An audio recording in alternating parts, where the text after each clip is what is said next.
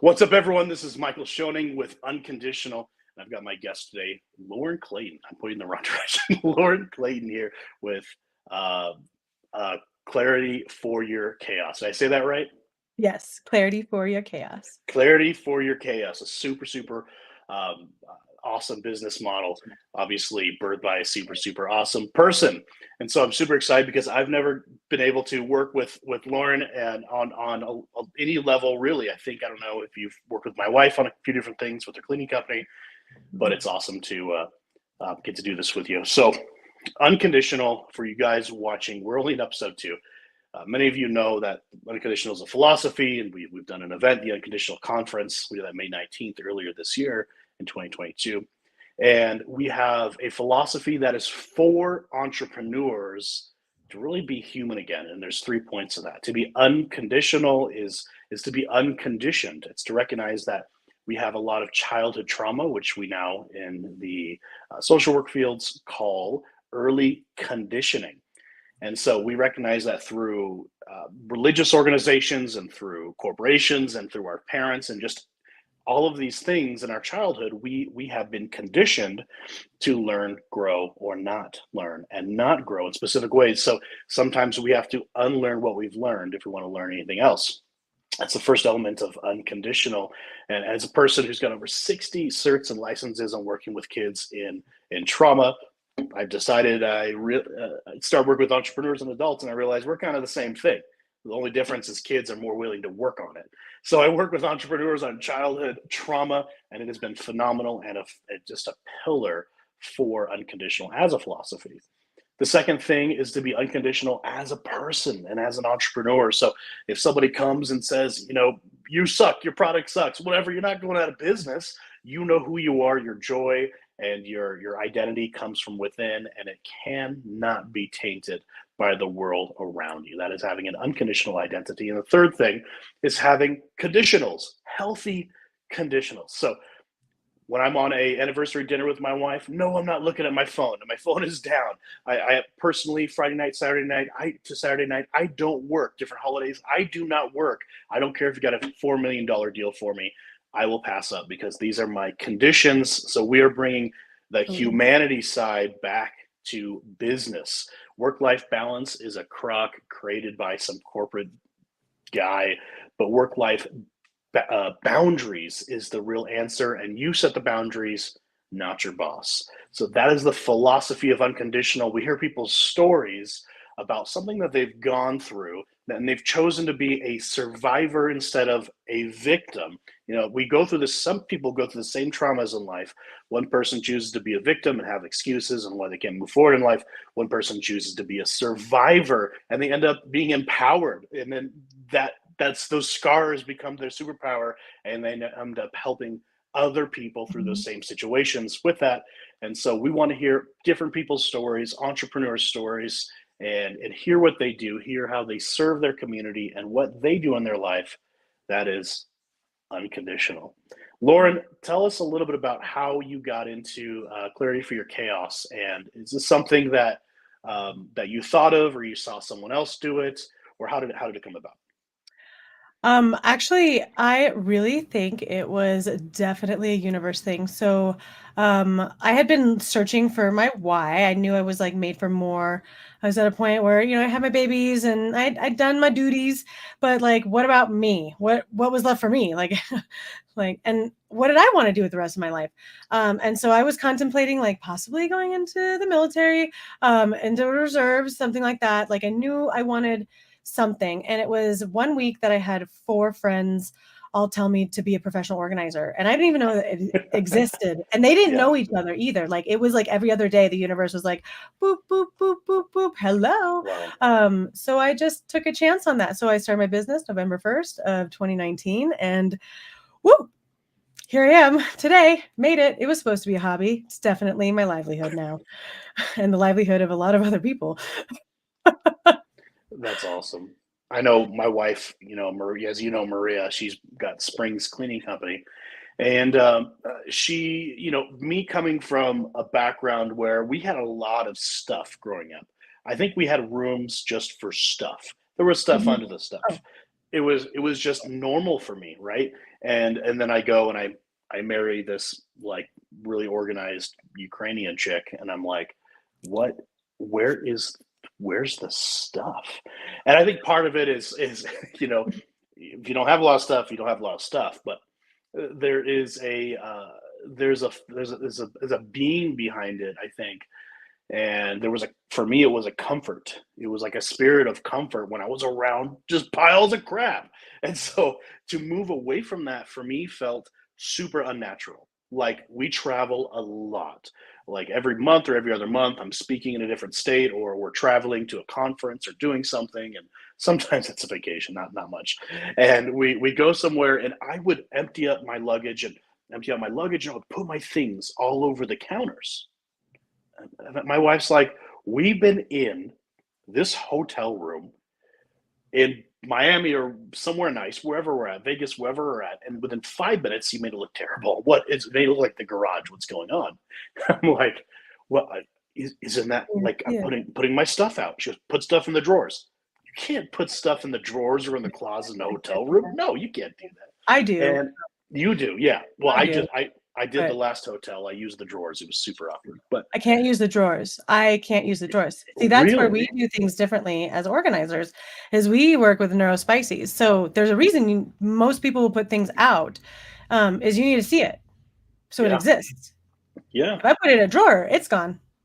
It no longer exists in this plane and field anymore, but it's no longer, it's filed in my memory. It doesn't exist. Every year I get really depressed and I'm like, oh, I got to go get shorts because I don't have shorts. And I go get shorts and I go put them in my short drawer and I'm like, right.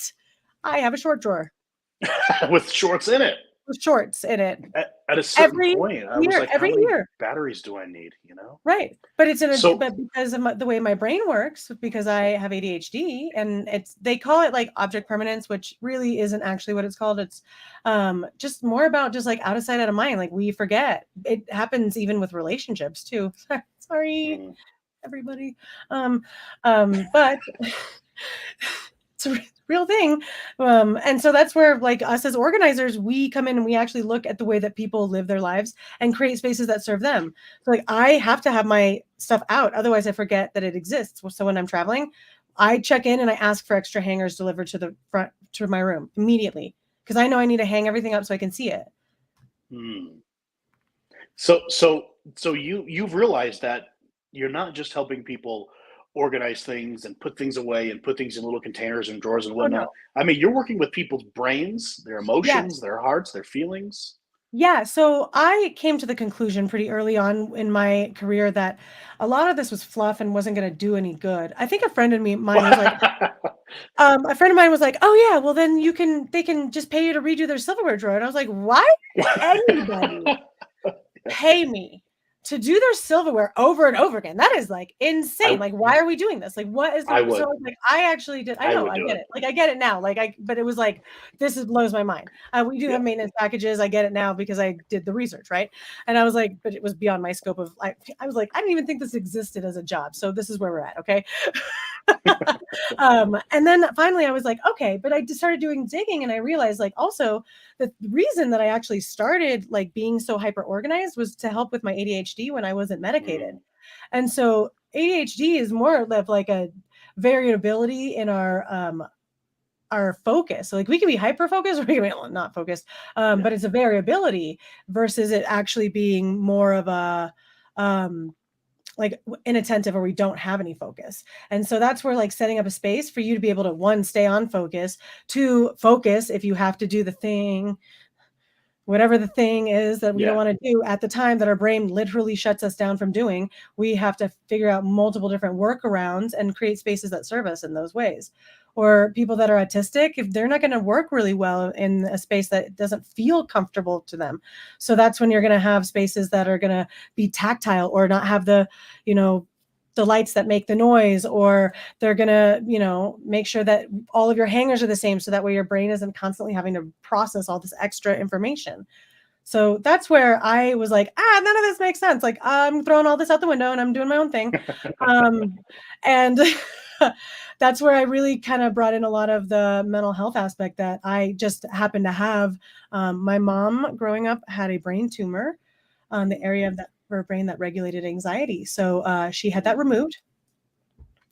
So we had no way to regulate anxiety in mom. Now that was fun for a while, but luckily we had access to the military insurance, and in the 90s were able to have access to therapy, which is not something that most people had the privilege of having in the 90s, without like the stigma of shame necessarily put upon Absolutely. it. I mean, don't get me wrong, there was lots of shame, but because of that vast knowledge, I was able to apply a lot of stuff, and my own knowledge of my ADHD. I walk into some spaces and I'm like, okay, who has ADHD? And they'll be like, nobody. And I'm like, right. So at the end of this, I'm going to have some other tools for you. That's awesome. They're mental health providers. It will change your life. I promise you. Like, let's stop people from falling in, start pulling them out. That's awesome. Yeah. And that's the real passion of what I get to do for people, because sometimes they don't know. Like sometimes I meet people in their depression homes, and I'm the first person to actually meet them there without judgment. And that's okay. That's awesome, because you are able to, I mean, they say like the hairdresser or the, whatever, like there's certain people in our lives, the bartender, whatever it is, that it's like ends up being like the pseudo therapist in your life. And I know that I've been that person for many people on professional and non-professional and licensed and unlicensed and certified and non-certified levels for many different people over the years.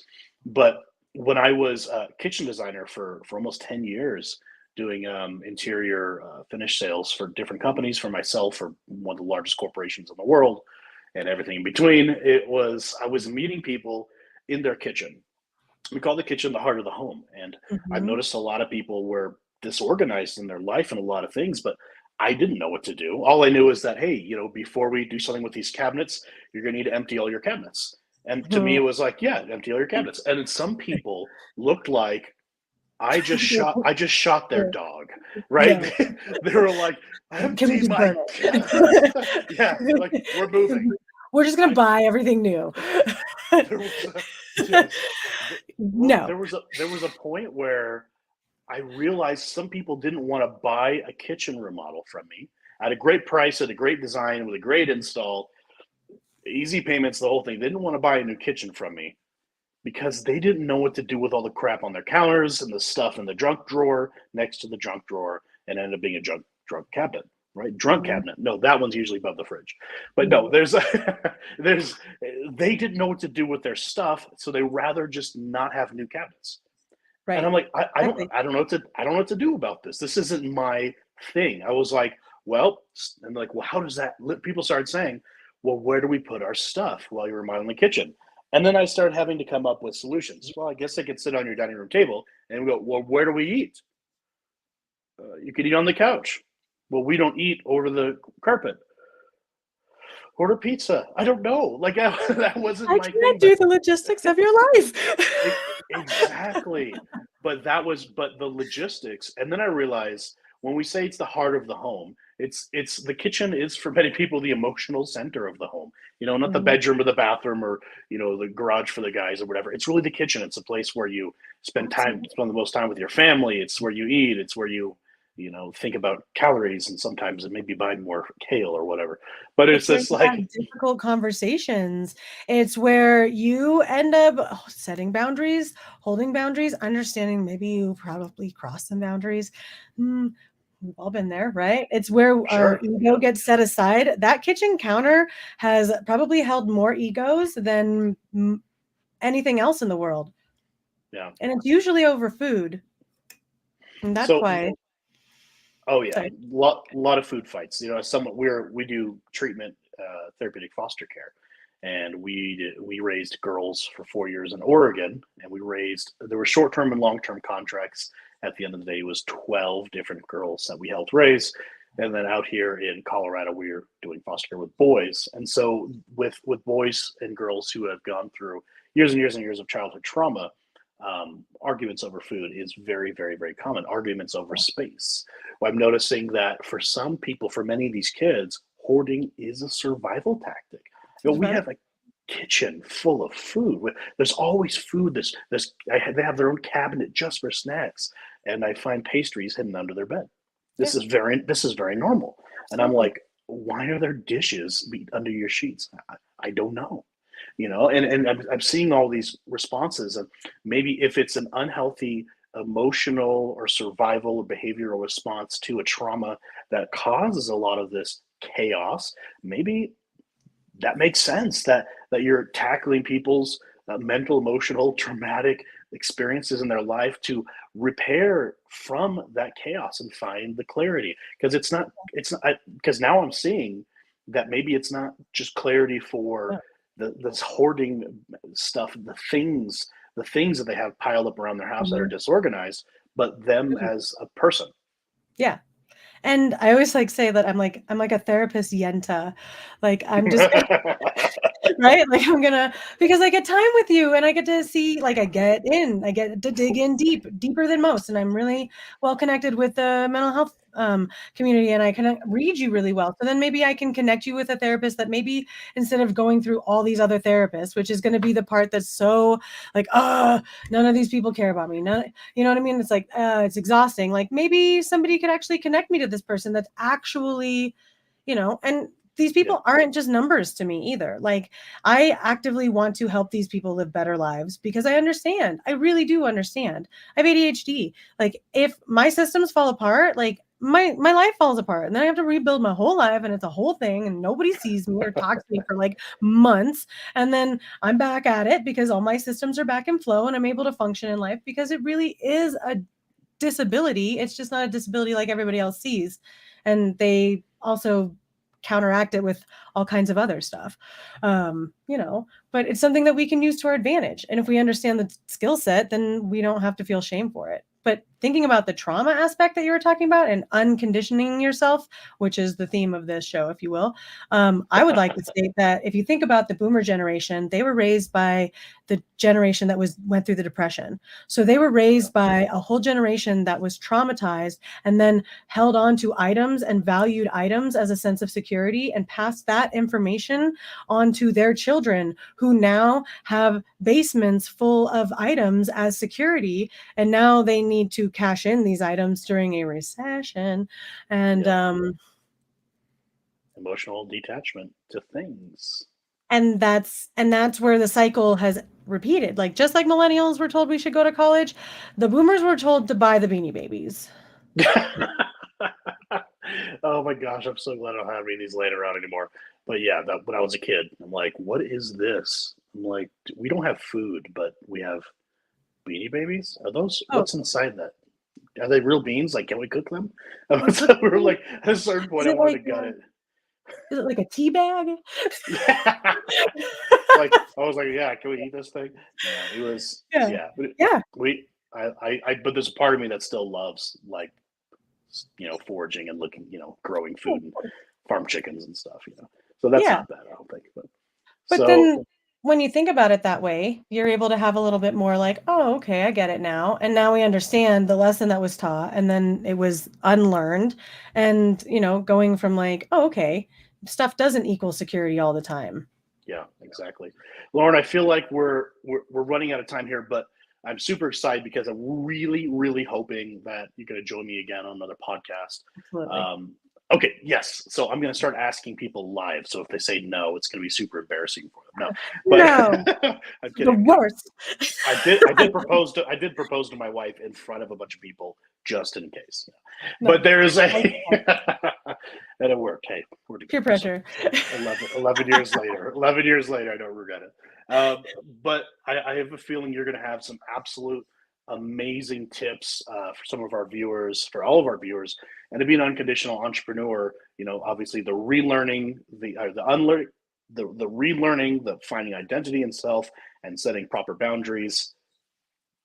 All of that. All of that is clarity for your chaos, and clarity for your chaos is all of that. And I know that as an entrepreneur myself, there are things I can do in my life to just be better as Michael. So I want to Yeah. thank you. I'm going to include some links below so that people can get a hold of you. And so we're here local in Colorado, but I'm sure you can reach people outside of Colorado, help them out. Way beyond. And Yeah. really excited for the next show. So thank you so much, Lauren. I can't wait to see you Thank next time. you. Thank you so much. Thank you. Bye-bye.